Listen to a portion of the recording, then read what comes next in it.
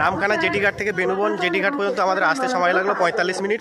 85 টাকা নিল। তো চলো আমরা এখান থেকে গঙ্গাসাগর যাব। বাইরে গিয়ে টোটো বা অটো ম্যাজিক কি পাই সেখান থেকে আমরা যাব।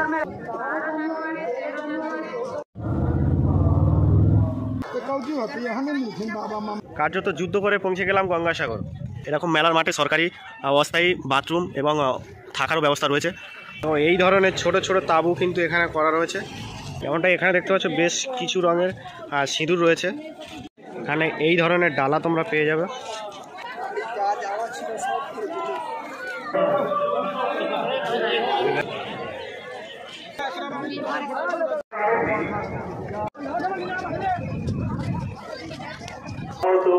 পুলিশ বন্ধু এবং স্বেচ্ছাসেবী